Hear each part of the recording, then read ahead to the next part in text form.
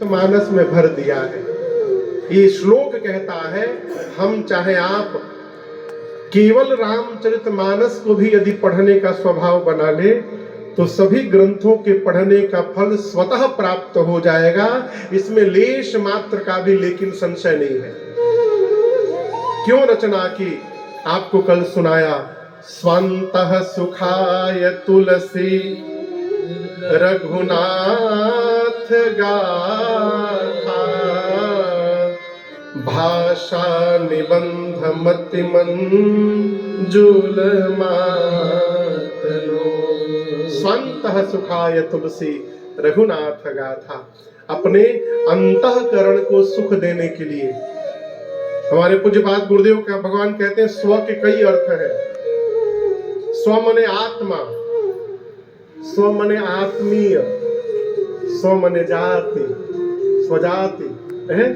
गोस्वामी जी अपनी आत्मा को सुख ही देने के लिए, अपने आत्मीय जनों को सुख देने के लिए, और तो कहें स्वजाति यानी संपूर्ण मनुष्य जाति को सुख देने के लिए गोस्वामी जी ने रामचरितमानस की रचना की है। 7 श्लोक के बाद बाबा ने पंच सोरठे में पंच देव की उपासना की है और इसके बाद वंदना क्रम प्रारंभ करते हैं। सबसे पहले गुरुदेव भगवान के चरण रज की वंदना की है। क्या होगा महाराज? गोस्वामी जी कहते हैं, आइए चौपाई पहले गुनगुनाते हैं। बंदाऊं गुरु पद पदुम परागा, बंदाऊं गुरु पद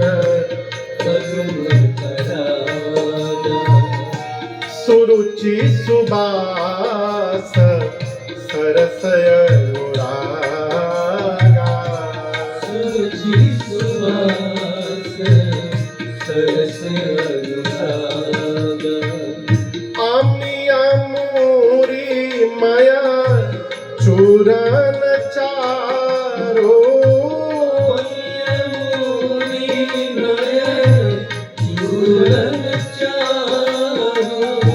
समन सकल भव रुज परिवारो, समन सकल रुज परिवारो, समन सकल भव रुज परिवारो, समन सकल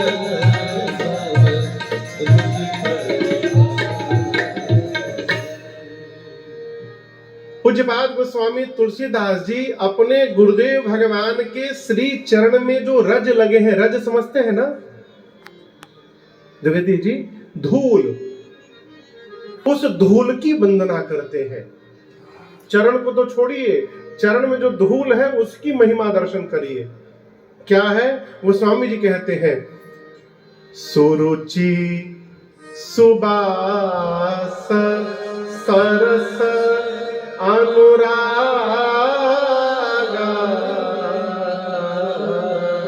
सुरुचि सुबास सरस।